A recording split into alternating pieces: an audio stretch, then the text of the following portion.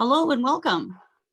I'm Stacy Chidowsha with the South Dakota Humanities Council, and I'd like to welcome you all on behalf of the council, which produces this annual Festival of Books. We're so pleased you joined us for our virtual 2021 event. We would like to acknowledge first and foremost that this program comes to you from ground which is the homeland of the Ochakee Shakoween, the Lakota, Dakota, and Nakota people. The South Dakota Humanities Council honors and appreciates the Indigenous people who have the longest relationship to this place. Before this event gets underway, I'd like to share some housekeeping details. We ask that you keep your microphone muted throughout the event to eliminate and minimize background noise. If you don't like to ask questions or share comments with today's presenters, if you would like to, ask questions or share comments with today's presenters, please type them in the chat section on Zoom, which you can open by clicking on the conversation bubble at the bottom of your screen or in the comment section on Facebook. We'll pass along as many as possible at the end of the session. If you wish, we'll also allow you to unmute at the end of the session so that you can ask your questions directly. We encourage you to buy books by our presenting authors at your local independent bookseller. Our official festival booksellers are Books A Million and the Birdcage Bookstore and Mercantile, both in Rapid City. You can also buy directly from authors and publishers, so look for links in the chat. To help us continue to improve the festival, we'd appreciate your willingness to fill out an evaluation form. We'll share a link in the chat section on Zoom, and we'll also email you a link to this survey at the conclusion of the festival. Finally, you can help keep the festival free by making a tax-deductible donation to the South Dakota Humanities Council. Just visit our website, sdhumanities.org, and click the donate button. This festival would not be possible without the generous support of the numerous organizations and individuals who've already donated and are acknowledged on the back cover of our festival guide and on our website. And now on with the show. This program is called Writing in Multiple Genres, and we're happy to welcome three presenters to this event. Lori Armstrong is the USA Today and Wall Street Journal bestselling author of the Julie Collins and Mercy Gunderson mystery series. Her books have won 2 Shamus Awards and a Willa Cather Literary Award and have been nominated for the High Plains Book Award and the Daphne du Maurier Award. As Lorelei James, she's also a New York Times bestselling author of romantic fiction. Armstrong lives in Western South Dakota. Stephen Graham Jones is the New York Times bestselling author of The Only Good Indians, My Heart is a Chainsaw, Memorial Ride, and nearly 30 other books. He has received an NEA Fellowship, a Texas Institute of Letters Award for Fiction, a Los Angeles Times Ray Bradbury Award, an Independent Publishers Award for Multicultural Fiction, a Bram Stoker Award, and 4 This is Horror Awards. An enrolled member of the Blackfeet tribe, Jones lives and teaches in Boulder, Colorado. And finally, we have Steve Wingate, who's the author of the novels The Leave Takers and of Fathers and Fire, and the short story collection Wife Shopping, which won the Bakeless Prize in Fiction from Bread Loaf Writers Conference. His experimental work includes the prose poem collection 31 Octets and the digital interactive memoir Daddy Labyrinth. Wingate has taught at the University of Colorado and the College of the Holy Cross, and he is now Associate Professor of English at South Dakota State University. So I'd like to start our event by having each of our presenters introduce themselves and their work a little bit. Please tell us about the genre in which you started your writing journey and the genres in which you currently write, along with a little bit about why and how you made the switch. Who's going first? Let's go alphabetical. How about you start, Lori? Okay. I started out writing mystery. My first book was published in 2005, but that was by no means when I started writing.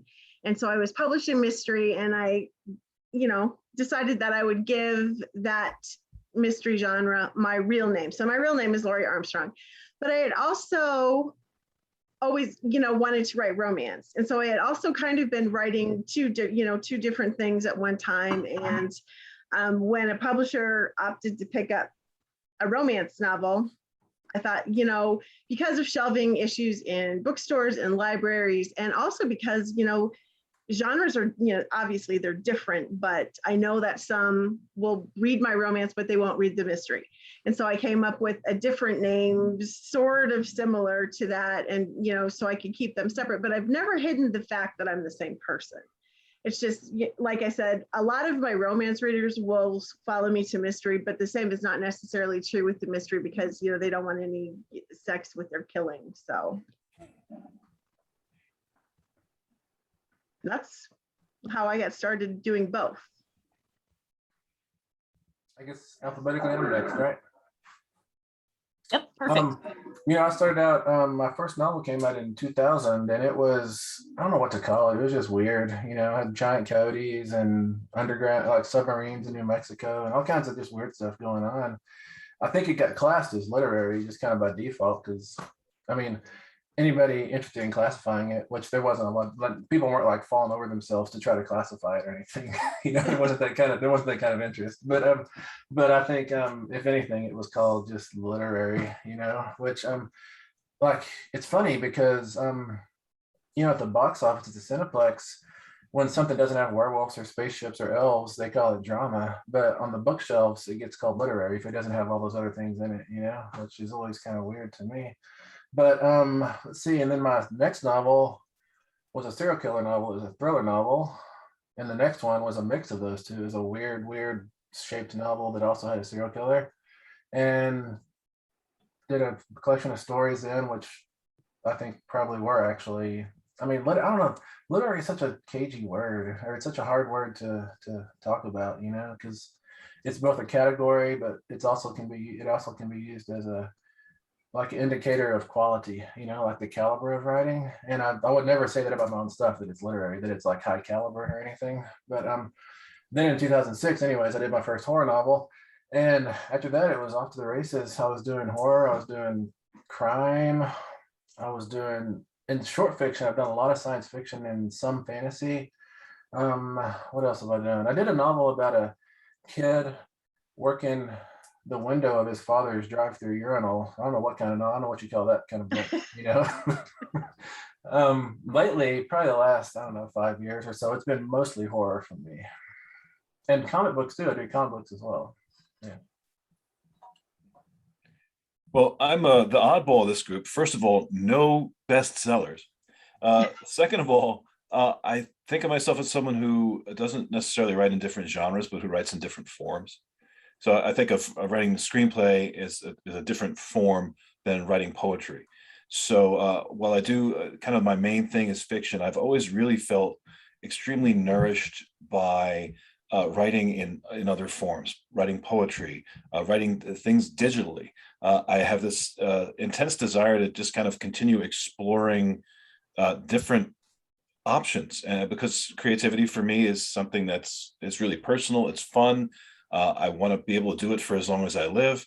And I honestly struggle quite a bit with the production aspect of the entertainment industry, shall we say? I have some friends who long ago helped formed my mind because they were writing in genre, and they were told, no, you really don't get to step out of your box now that you have a box that your publisher is making money out of. This is what you do. Go work that field, and that's it. And that scared me many decades ago. And so I said, I want to be a little more varied. I want to plant things in different fields and see how they all grow. This is a wonderful thing artistically. This is a terrible decision career-wise, but it's been a lot of fun. So I started, I think, with poetry. Then I said, no, I want to make movies. Then I said, no, I want to do fiction. Then I said, no, I want to make movies. And I just sort of did a little bit of everything, and keeping that all going. And I'm going to post a quote that has always inspired me.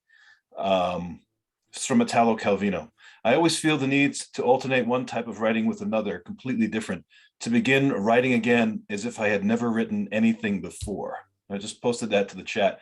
And to me, that speaks to the Buddhist concept of beginner's mind, which to me is the most interesting place to operate from creatively.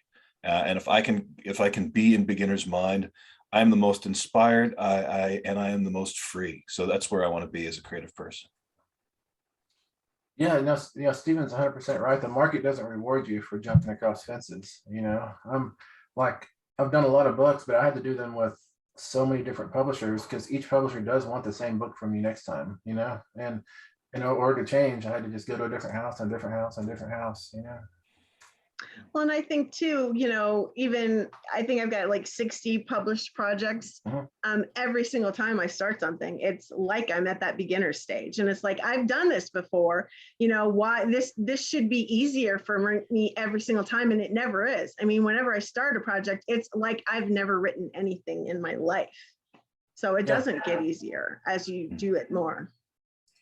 Yeah, I was reading an interview of Neil Gaiman was interviewing Gene Wolfe, the fantasy writer, years and years ago, and he said, Gene Wolfe, you got 34 books or however many it was, you got to figure it out by now. And Gene Wolfe said, no, you figure out each book all over again for the first time. And that's how it's always been for me. I always think, well, I've done a lot of books, this should be easy, but it's never. I'm always lost. I'm always like, did I not have any tools coming into this? I have to find everything again. And even, I think if you do many, many books, sometimes you need to kind of avoid falling into your own tropes. I'm just remembering an interview I did a while back with Margot Livesey, a Scottish author living in Boston, and she's been publishing novels for 30 years, like what you would classify as a literary novelist. And one of the things that she talked about is that after so long of writing, mining her veins, of literary ore, she feels like, oh wow, I did that already, and now I kind of need to step away from that because I'm sort of falling into my own tropes. So another reason why, as you do the same thing over and over again, it becomes more difficult, and you need that new mind. Yeah, I always feel like writers, like I can't speak for y'all, but for me, I feel like I've got one, maybe two stories, like basically. And all I do is I just smuggle that story into my mom's closet and dress it up in different clothes and then trot it out again. And I'm like, look, it's new, but it's never that new. It's just a father-son story again. Yeah. So as someone who isn't a writer, I'm just curious, when you decide to approach writing in a new genre, are there any particular conventions or canons for that genre that you need to learn, or is it just kind of melt into it? Well, I think, when you're writing, let's say when I'm writing romance, I know that I have to have a happily ever after. I have to know that even, say the hero I have to have, him or her redeemed at some point. There has to be growth and change. That's an accepted norm in romance. If I'm writing mystery, you got to catch the bad guy at the end.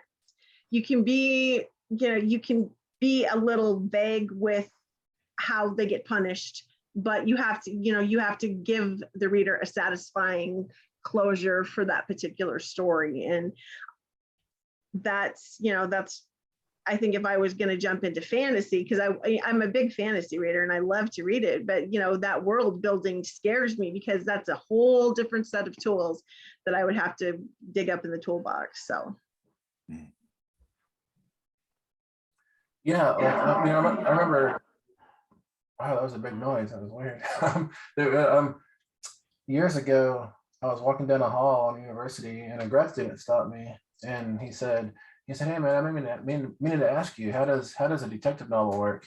And so, I walked him through like Chandler and Hammett, and just and I was like listening to myself, and I'm like, "What are you talking about?" And so after I gave him that answer, I felt like I failed, like I should have had a better answer for him. So what I did was I went back that afternoon and I started writing a detective novel because I wanted to see because I feel like I wouldn't go into a genre unless I was like a fan of that genre, unless I felt like I read across it and was in love with it enough that I wanted to play in those fields. But that's totally different from knowing the meat and the muscle of it, to mix metaphors, I guess. But so I still don't feel like I figured out the detective novel, but I knew a little more from getting my hands dirty in it, But yeah, any genre you walk into, the audience has a set of expectations, and those are the conventions that you have to rise to meet. You have to supply those in some fashion. So if I'm doing a horror novel, then not everybody gets to live. Most people don't get to live. You know, if at the end of the novel everybody's sitting there like, oh, that was fun, then I failed as a horror novelist, you know. And I think every genre, it's got its own built-in expectations that you have to. It's like you're riding a merry-go-round. You have to reach out and ring those bells. Boom! You have to hit all those bells as you're going around. You know. From my perspective, dropping from one form to another, moving around, when I'm going into something new, I have to find a balance between learning how that form works and actually just getting in there and like Steve said, you know, getting my hands dirty and just telling the story that I want to tell, because there's no abstract story that exists out there for me. There's just whatever I am able to tell with the tools that I'm using at that given time. So when I step into something new, I have to figure out the basics of how this thing works. For instance, the screenplay. I have to figure out how the basics of the screenplay works, but I didn't spend 2 years studying screenplay form. I spent a little while. I got some books. I figured it out, what it's supposed to do, and I read some other scripts, and I started working on my own. And that educational process continued. I didn't try to educate myself fully and then begin to work. I educated myself a little, and then I worked, and then I educated and kept going. And this was particularly true with working in digital media, which I didn't know that much about. And suddenly I found myself working in code for the first time in my life in my 50s, which was hard, but kind of rewarding because I was learning a lot and learning a ton. But you could spend years figuring out how to use a programming language, or you could start using learn a little bit and just kind of, you know, piggyback the participation, piggyback the dirty hands and the educational work where you're trying to figure out the form in a more abstract way. And I think with my very first book that I attempted to write, and I say attempted because it was 130,000 words of rolling crap. I mean, because I put everything in it.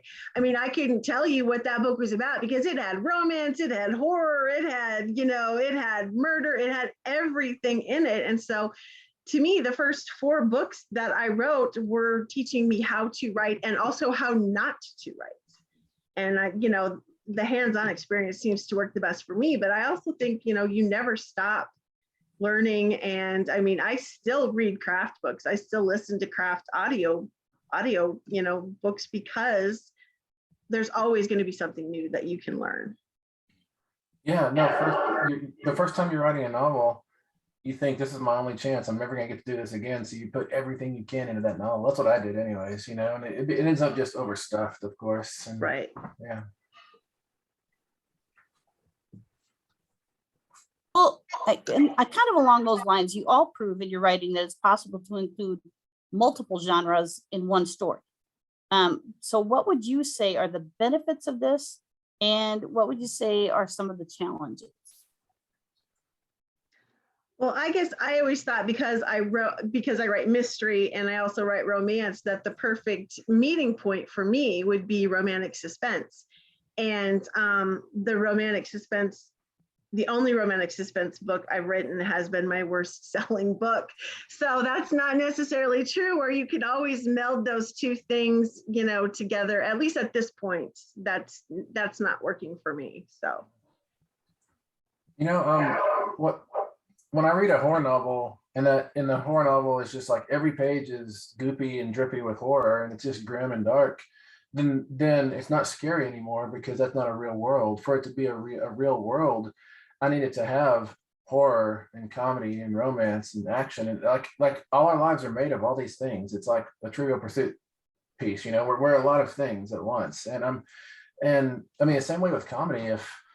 If something is trying to do a gag every single page or every single minute of whatever you're watching, then it's going to overload you. You need some downtime. You need to slip into another genre for a moment, or not another genre, but another mode, you know, and just to make it feel like a real place, I think, and give the audience, the reader, a break. I don't have much to add here because it's not something that I do creatively, but just sort of observing from the outside. I think that what we're experiencing right now in the past decade and a half of so many so-called literary writers going to genre is that these genres are sort of opening up to what Steve's talking about with more tonality, increased tonality. So they become more symphonic and they become less of a kind of a one note thing. And I'm thinking about how this happened to another genre fairly long ago. Science fiction was just such pulp for so long, and everybody, turned up their noses at science fiction writers. And then suddenly in the 60s, you've got Ursula K. Le Guin and Philip K. Dick, who honestly, they went to the same school in Berkeley in high school, didn't know each other. They went to the same high school in Berkeley. And these people turned science fiction upside down and turned it into a literary form, so that now nobody really looks at science fiction and says, oh, it's just this, because it has a tremendous amount of tonality. So when I hear Steve talking, I hear that tonality conversation going on, and that these genres develop and grow when they allow for increased tonality. Yeah, the bad thing is, like, science fiction in particular always gets characterized by its worst examples, and I mean, most of the genres do, except for literary. Literary always gets characterized by its best examples, Well, and that's exactly the case, going back to teaching yourself to write, I had to learn how not to head hop when I was telling a story. And I recently read a book that's been on the New York Times bestseller list, and it's like everybody's critical darling. And I'm like, this chick switched points of view in the middle of a damn sentence, and she's getting into the point of view of these secondary characters that have zero purpose, of just, they're in one paragraph, and then you never hear anything from them again. So I mean, I really question that literary, I question that quite frequently, because anyone else did that, say romance, they would say, oh, that's, they don't know how to write. Well, we do have some questions coming in from our viewers. And the first one is from Margie. And she now wants to know, what is your favorite genre to write in? And is it your best selling? I don't know if it's a genre, it's more of a mode. My favorite thing to do of anything is probably flash fiction. I love flash fiction, but it's hard to have a bestseller with flash fiction, so it's I do a lot of flash fiction. I've done one flash fiction book, but it's not my bestseller. No. And for me, for right now, the best-selling stuff is the Lorelei James, and that's, it's been kind of one of those situations where that's what's selling and that's what I've been writing. But if I had my way right now, I would jump into a couple of thriller ideas I have. They're not, the difference between mystery and thriller just really depends on what people, their expectations are different than, I think the reader's expectations for thrillers are different than what the writers are. I mean, I have a friend who writes a thriller, and he said the difference between thrillers and mysteries is mysteries, you're figuring out something that already happened. A thriller, you're trying to prevent something from happening. And that really boiled it down to me. So I would like to also write a thriller one day, maybe. None of my books really sell, so best selling doesn't really count here. But the thing that's favorite for me, the thing that I find most fulfilling, I do least often, which is prose poems. Shorter than flash fiction, really not much of a narrative impulse to it at all. But extremely musical, and for me, from the deepest place in myself. When I'm working on a work of fiction, I'm always thinking, hey, who can I get to buy this? When I'm writing prose poetry, hardly anybody's going to buy it anyway, except unless they know me. So I am most free, and that's where the fun is. But I tend to not spend that much time in that particular field. I mostly let it be, and I go there when I feel like, usually overwhelmed by what's going on in other fields. Well, Carol, to your point, Lori, Carol says that head hopping annoys her to no end, and she's glad she's not the only one. But please talk about your self-editing process. Oh, cut. Kill your darlings. Something that was what you thought was the greatest sentence in the world or the greatest subplot in the world, and it's not working, and it's not working. It's not wasted writing. Even if you have to cut it, it's not wasted writing, because you learned something about, hey, don't include this. I don't have anybody look at my work before it goes to my editor. I don't have any beta readers at this point. I strictly work for my editor, and that leaves, I honestly think that leaves me a lot more freedom to, I feel like it's as right as I can get it at the moment when I turn it in. And obviously it's, obviously I will never be one of these people that say I don't need an editor, because I very much believe I need an editor. A good editor will make your work stronger, make your voice shine better. And so like, it's very, I'm kind of a lone wolf with my editing process. And I know there's a lot of other people who edit by committee, and that's great if it works for them. It just doesn't for me. I was doing one of these panels a few weeks ago and with my agent, and someone asked, do you give your first draft to your agent? And I said, no, the draft I give my agent, I always think it's final and needs nothing. And she tells me it's a first draft, I always think it's done. Yep. I'm a big believer in pie charts because I recently learned how to make them after years of wanting to know how to make them on my computer. Now I know how to make them. So every metaphor in my life is a pie chart. I think that when I look at a work, when I start a work, I have a pretty good sense of how long it's going to be. I mean, it's very rarely happened that I start thinking I'm going to write something that's 3 pages and it ends up 250. I kind of know how big of a book it's going to be, or how big of a project it's going to be when I start it. So it's this kind of heft of how big it's going to be. And when I edit, I'm often looking at, what makes up the pie chart. Maybe I've got just way more internality than I need. And it's preventing the story from moving forward. Or I have so much of story moving forward that there's no more internality, and the internality needs to be expanded. So I look at the editing process. It's not always cutting, because then I would take my 250 page manuscript and it would be 180 pages if I just cut things out. When I cut, I'm also thinking, what can I do that's actually going to make this a better experience for the reader and a truer experience for me? So sometimes it's just a matter of shifting around what's in that. Maybe that subplot that I didn't really talk about much, well, maybe that needs a little more airspace. So yeah, that's the pie chart theory of editing. Well, Jennifer wants, go ahead, Larry. I think too, the thing that changes the most in my books is the first chapter. I mean, a lot of times the publisher wants to include the first chapter of your next book in the back of the book that they're releasing. And I'm like, I can't do that, because for the most part, I do not know that that's going to be where the story starts, because sometimes you don't know where the story starts until you're done. Like, okay, I actually need to start the story in chapter 3 and not where I've currently got it started. So. Well, kind of veering off of that topic a little bit. Jennifer wants to know, do any of you, especially Stephen Graham Jones, ever find that different bookstores shelve your books in different sections? I guess locally, I'll go in the local or regional place, of course, that makes sense wherever you live. But yeah, I'll end up in general, and I'll end up in science fiction and fantasy, even though I'm horror, but that's just because there's usually not a horror section, so they think, yeah, werewolves, UFOs, it's the same thing, it comes from the same place. So I get stuffed in science fiction and fantasy a lot. And let me think, yeah, some of my stuff ends up in the thrillers too, those are the 3 places I end up.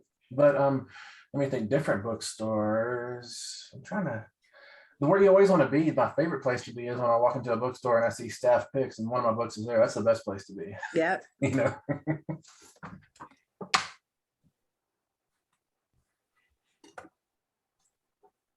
Lori, do you have anything to add to that? No, I do have readers that go into bookstores and they say, oh, I put your books up at the front. And I'm like, don't do that, because the publisher pays for those tables. And so if they see my books up there, then they're going to move them back. Or, if they're up front, then they will change them to where they're supposed to be. So that's I always say, no, don't do that. I appreciate your interest in getting the book out there out front, but that's not the way to do it. So yes, I agree with Stephen, though, too. Being a staff pick is really cool, so that someone in the bookstore is actually reading it, because there's a lot of things for them to choose from. Yep.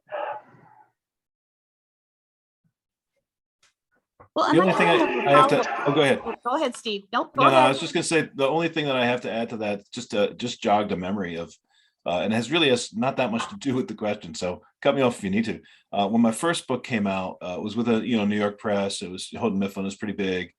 And I made the mistake of telling my editor there that I was working on a book of prose poems. And she says, whatever you do, don't publish that right now, because it will muddy the brand and no one will know where to put your books. So it was, yeah, it wasn't the great career move, but I did it because I wanted to. That actually leads on into the question that I had. So as a multi-genre author with books in several fiction genres, how do you effectively create an author brand? How difficult is that? What are the challenges? I don't always sign your name the same way. I don't know. I don't know how to do it. I just try to but yeah, when you're going across multiple bookshelves, it's hard to tell the reader, come to me for this and I'll supply this, because you're not supplying this. Well, I guess what I'm always going for is, this has probably been 19 years ago. I was on a panel with Joe Lansdale, and somebody in the Q&A period, they asked him, they said, hey, Joe Lansdale, what genre do you write in? Because he does everything. And he said, I write in the Joe R. Lansdale genre. And that's what I want to do. I want to write in the Stephen Graham Jones genre, because I can't write in his genre, of course. But the idea is that your name means that you're going to be sincere on the page or something like that. You're going to bring something that they want, or they need, not need, that's probably too grandiose, right? But something they're willing to pay like $8.99 for, maybe that's the way to say it. That's the dream, but how to do that? Man, I don't know how to do that. I think the only way I know how to do it is just to give my heart away each time, on the page, just give it everything I got. And some of the books fall flat, like I'll work on them as hard as I can. I think they're my best thing ever, and nobody pays attention to them, and then a book that I don't actually like that much will go everywhere, and you can't control it, I think on the flip side of that too, I started out writing erotic contemporary Westerns. No one else was doing that. There were a lot of contemporary Westerns, but, nobody was doing as explicit of sex scenes as I was. And so I have a 20 book series, and then I have a 10 book series in that genre. And so I become the Western author, when it's like, I have a lot of other books that I've written that are not Westerns. I've got some that are just sexy contemporary, some that are completely different, set in different places, but I do suffer from a little bit of that branding backlash where there's like, well, no, I don't read cowboy books, so I'm not going to read anything by her. And that's the bad part of it sometimes. And I do the same thing. Go ahead. I do the same thing with authors. I'm like, isn't that a person that writes like inspirational fiction, or, even sometimes, oh, that's, literary fiction, I'm not interested in it. So, I understand where readers are coming from too. Well, Lori, you write under 2 different pen names, and Yes, I'm I just do. curious why and how did you come to that decision? And Carol wants to know, did you consider publishing, all of you, did you consider publishing under different pen names for each genre? And I do. I write romance as Lorelei James, and I write mystery as Lori Armstrong. And just simply, I think we talked about this, the first part of this, because of shelving reasons in bookstores and libraries. And I think that was a lot more important, maybe, I don't know, when I started, 20 years ago, but I don't know that it's maybe as important now as it was back then. So if I had to do over, I don't know. I have some people that follow me and some that don't, but, trying to keep up with two social media accounts is not fun. 2 websites, all of that. So being under one name would really appeal to me at this point. I'm moving in the opposite direction. I'm actually thinking I've got some new work that falls much more squarely into a genre than anything I've ever written. And I'm thinking about putting it out under a pseudonym, simply to make it cleaner, because of the problem that Houghton Mifflin, that editor mentioned. Because if you look at Steve Wingate, he's got novels, he's got short stories, he's got book of poems, he's got a chapbook of poems, he's got this digital thing, he's got this interactive game, And like, who is he? Interactive video, who the heck is he? Whereas if I go out into the world as a person with an unannounced pseudonym, then maybe it's just a little cleaner for me, and I don't have to carry the burden of all these other things that I've done under my name. Well, and also, don't you think sometimes I think that appeals to me, right? You know, taking on a third name simply because, you know, the old adage of the writing will win out, and you know, if it's good writing, it will find an audience. And it's like sometimes I just want to prove that. It's just like I'm going to take a third name. I'm going to write something that nobody. Maybe it's not mystery, maybe it's not romance, and we'll just see if the writing does find the audience. That would be, you know, if I had a lot of free time, then I might try that. And if it's not finding its audience, just do the J.K. Rowling thing and let it slip that this is who you are, you know. It'll blow up. Right? That worked well for her. It did. It did. Early in my career, this is probably my second book, I think. The publisher wanted me, like, my family's Indian name is Calf Looking, and my publisher figured that out somehow. And they're like, "Oh, you're going to be Stephen Calf Looking because that's exotic. That sells books." And I had to really push back that no, if I'm going to sell a book, it's going to be because of what's on the page, not because of what's on the cover, if that makes sense, you know. And but if I had to do it over again, I wish I did have it to do over again. I would be something shorter than Stephen Graham Jones, because that's just so bulky, you know. Like I'm just even in Zoom, I'm just SGJ because it takes so long to write the whole thing out, you know. But the problem is, if I make up my own pen name, then it's going to be like I don't know, like Ace or Slick. It's going to be something that's so obviously fake, you know. It must be like T-Bone. I'll be T-Bone or something. You know?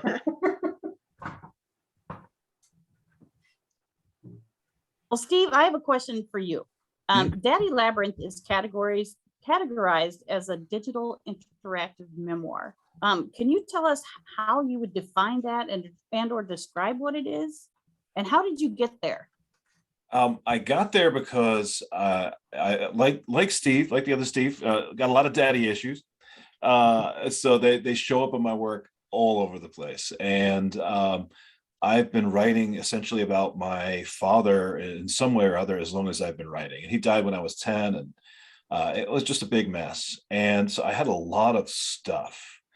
And I never could take it and put it into a book where it just sort of went from A to Z, where there just isn't linearity to the story, because memory, you know, keeps on coming back and affecting us in different ways each time. So the father I thought I had when I was 20 was not the father I thought I had when I was 30. You know, it just keeps on. It's a tangle.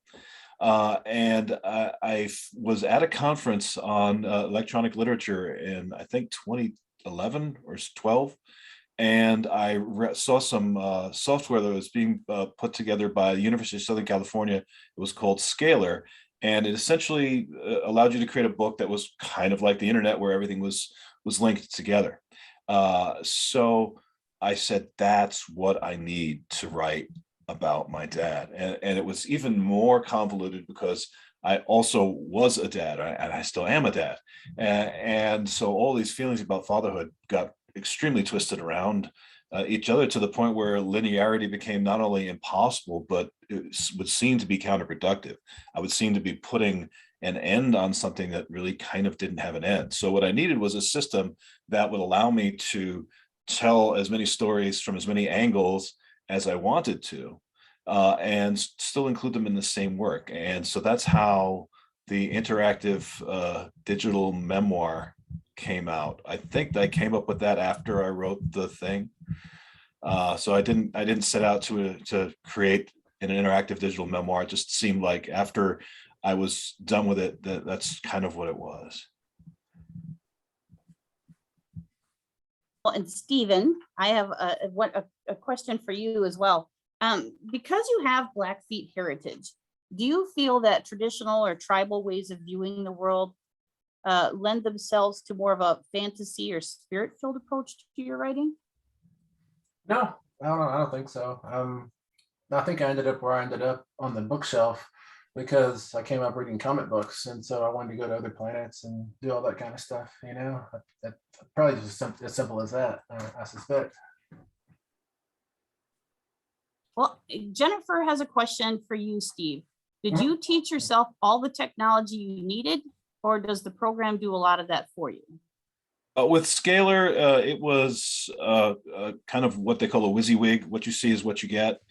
And that just the learning curve was essentially just figuring out how all the parts work together. I wasn't really doing a lot in code. I was saying, okay, make this connection to here, and establishing a lot of links and embedding multimedia and things like that. So it wasn't really that hard of a learning curve. And I'm just about to, I'm going to send the main link for Daddy Labyrinth just on the chat right now. The harder learning curve was for Love at Elevation, which was ultimately the name given by the publisher to an interactive novel game set in Boulder, Colorado, where it's kind of hometown for me.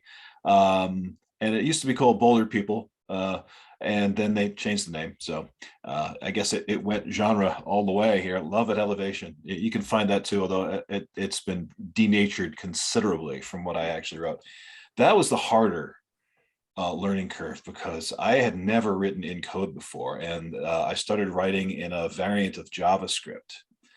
And wow, it was definitely the hardest thing. By the time I was done with that project, I could work on the code for about 15 minutes, and then I would have to close the curtains and go to another room and just hide in the darkness for 10 before I could look at it again, because it was so much detail, and I didn't have the familiarity with it, and there just ended up being so many changes. And when you're working with computers, you know, it's got to compile. The program has to work.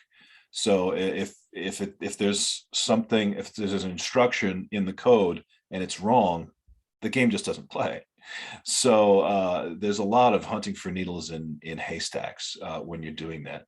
But I didn't, you know, I probably should have known more about JavaScript and other programming languages before I got into it, because by the time the project got to its end, I was really overwhelmed, and I probably should have had a little more of a foundation.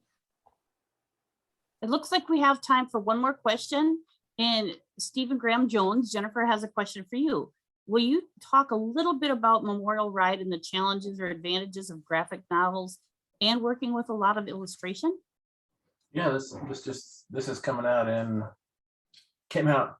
Well, maybe it's available now. I think it might be available now. Working with comic books it's like a circle closing for me, because like I was saying, that's where I started out. I started out with comic books. I was reading novels before comic books, but comic books opened my mind up in a way that it never should again, I feel like. And as far as working with an artist, what you find is that the artist makes things better. Like I see it in my head when I'm writing the script, and I think this is gonna be the coolest thing ever. And then Mariah Wolf on this, she'll put it together in a way that I would never have like been able to conceive, because she has like a visual imagination, which I really have. You know, I just think in words mostly, I guess. And so the artist brings so much to the story. They make this. I mean, I just really do the words. I think comic books are probably 65% the art and the layout, you know, and the artist is finally responsible for most of that. Well, thank you. So we're out of time. So on behalf of the South Dakota Humanities Council, thanks to today's presenters for sharing your expertise, and thanks to all of you in the Zoom and Facebook audiences for attending this event.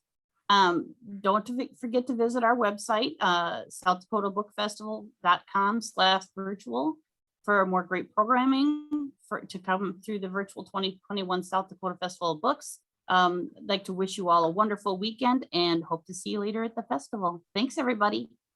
Thank y'all. Thank you. Great talking to y'all.